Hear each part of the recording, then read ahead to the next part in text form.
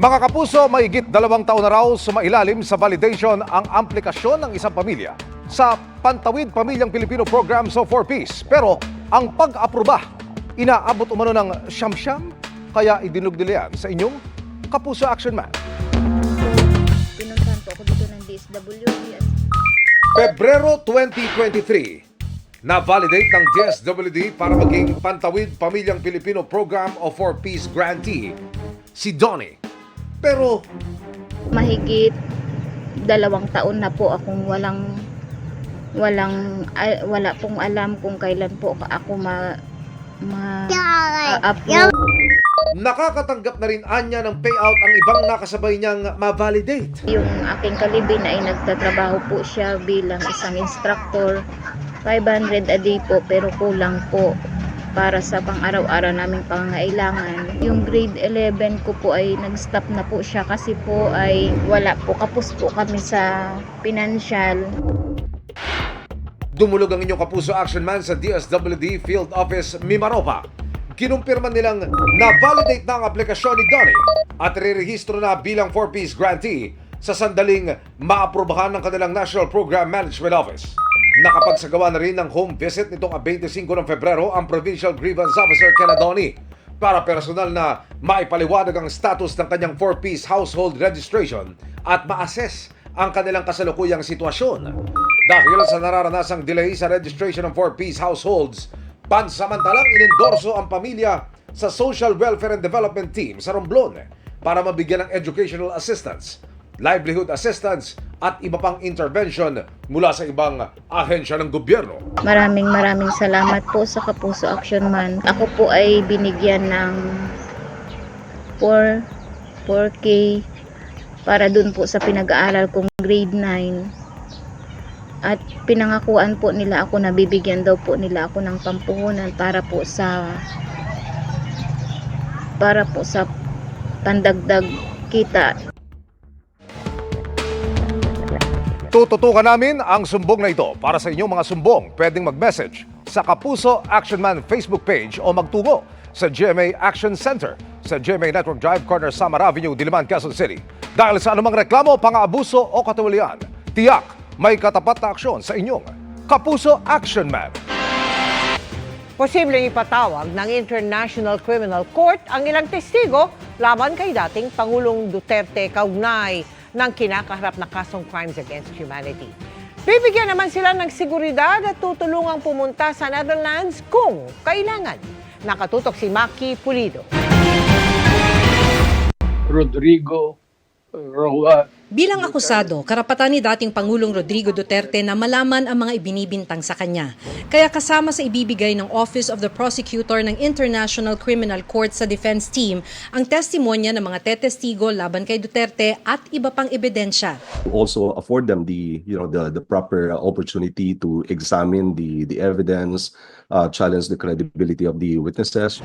Sa kabila niyan, tiyakan niya ang proteksyon at suporta ng ICC sa mga testigo.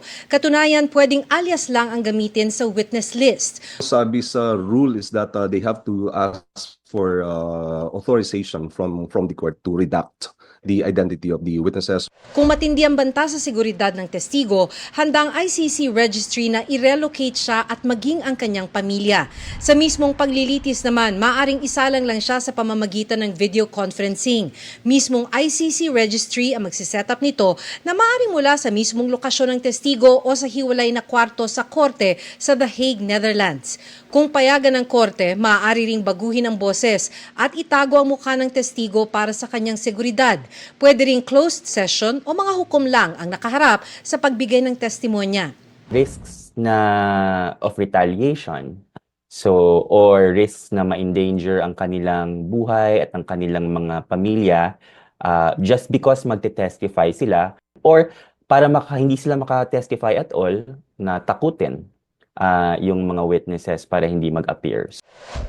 Ayon sa ICC website, kung kinakailangang magpunta sa The Hague para tumestigo, ICC ang mag-aayos ng kanilang mga visa. At habang nasa The Hague, makakatanggap ang mga testigo ng allowance. May allowance din para mapalitan ng nawalang income habang tumetestigo sa ICC.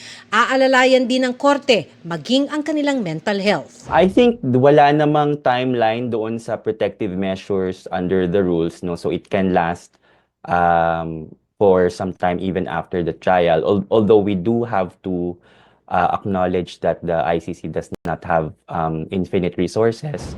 Tiniyak ng ICC sa kanilang website na hindi apektado ng protective measures ang pagiging patas ng paglilitis. Ang protective measures daw ay para sa lahat ng mga testigo, prosecution man o depensa.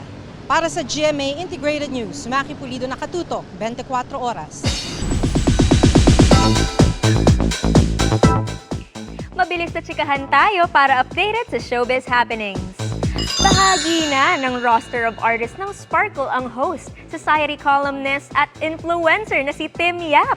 Present sa kanyang contract signing sina GMA Senior Vice President Annette Gozon Valdez at Sparkle First Vice President Joy Marcelo. Welcome back sa Kapuso Network, Tim! Attention VIP and fam! Babalik sa Pilipinas si K-pop superstar at Big Bang member G-Dragon this May. Para yan sa kanyang concert sa Philippine Arena. Sa Amerika naman, masayang nag-post si Gal Gadot sa kanyang first ever star sa Hollywood Walk of Fame. Nakasama niya rin sa special moment ang kanyang pamilya. Si Gal Gadot ang first ever Israeli woman na binigyan ng star sa Walk of Fame. Tiklo sa Navotas ang lalaking nahulikam na ng hold up sa isang courier company.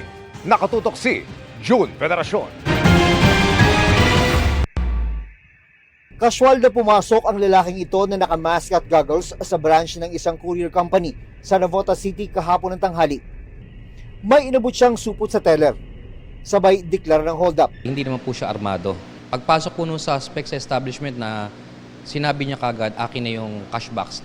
Halos 30 segundo tumagal sa loob ang suspect bago siya lumabas. Dala ang cash box na may lamang 20,000 pesos. Sinubukan pang humabol ng teller pero mabilis na tumakas ang suspect sakay ng motorsiklo. Nang pag-aralan ng mga pulis ang mga kuha ng CCTV, napansin nilang umiika-ika kung maglakad ang suspect at mukhang pamilyar siya sa loob ng establishmento. Ni-recall nila kung sino yung regular na customer na ganun maglakad, yung built ng katawan. At na-locate naman po natin dahil isa sa mga social media friend po nung teller ay na-hold up ay yung mismong asawa nung suspect natin. Alas 2 ng madaling araw kanina nang maaresto ang suspect. Nakuha sa kanya ang motorsiklong ginamit sa krimen, cash box at 10,000 pisong cash.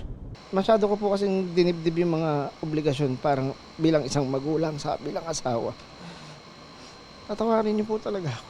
Hindi po ako masamang tao. Malakas lang ba talaga ang loob ng suspect o magulo lang ang kanyang isipan nung gawin niya ang krimen? Yan din ang katanungan naglalaro sa isip ng mga pulis. Tingnan niyo naman kasi. Ito ang headquarters ng Navotas City Police Station. Ang establishmento ang kanyang hinold up, ayun lang, nasa 50 metro ang layo.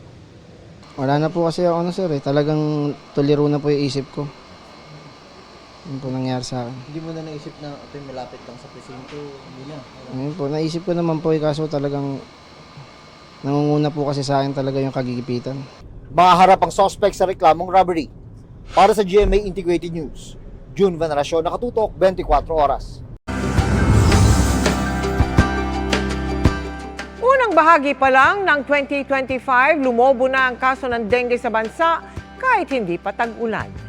Bilang tulong, nagsagawa ang GMA Kapuso Foundation ng Contra Dengue Project sa Cavite at blood donation drive sa Tarlac.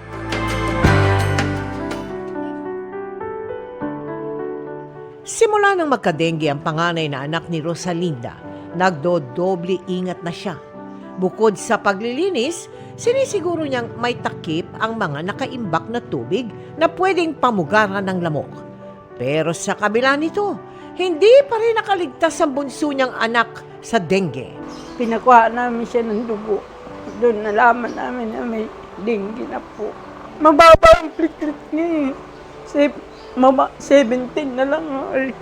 Mabuti na lang daw at agad na naisugod ang anak sa ospital. Sa datos ng Department of Health, as of February 22, 2025, Calabarzon ang may pinakamataas na kaso ng dengue sa bansa. Sa probinsya ng Cavite, Imus ang may pinakamaraming kaso. Bilang tulong, nagsagawa tayo ng Contra Dengue Project kung saan namigay tayo ng anti-dengue kits.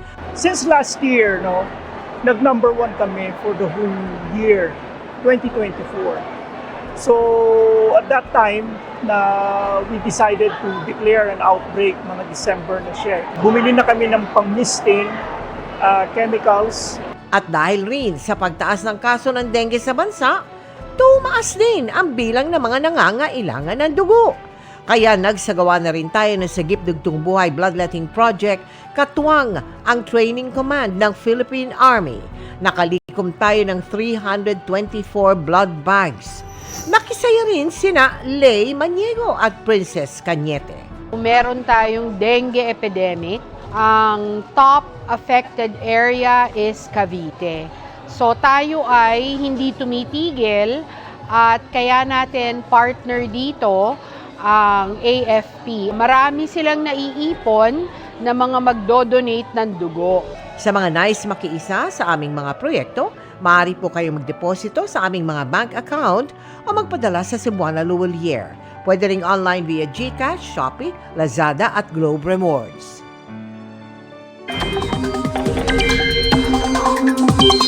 Habang ang ilang bahagi ng bansa iniinda ang matinding init, may mga lugar namang inulan at binaha pa. Halos mag-zero visibility sa lakas ng buhos ng ulan sa bahaging yan ng President Rojas sa Cotabato. Nang bahagyang tumila, rumagasa ang baha na may kasamang putik at mga bato. Naipon at halos hindi na makausan ng mga motorista kaya nagtulong-tulong na ang ilan para alisin ang mga bato. Bumigay naman ang bahagi ng tulay na nagdurugtong sa Lake Cebu at Tuboli, South Cotabato. Ayon sa opisyal na barangay, gumuho ang lupa sa kabilang dulo ng tulay na maaring dahil sa naranasang pag-uulan. Ayon sa Pag-asa, thunderstorms na dulot ng easterlies ang nagpaulan sa ilang bahagi ng Mindanao.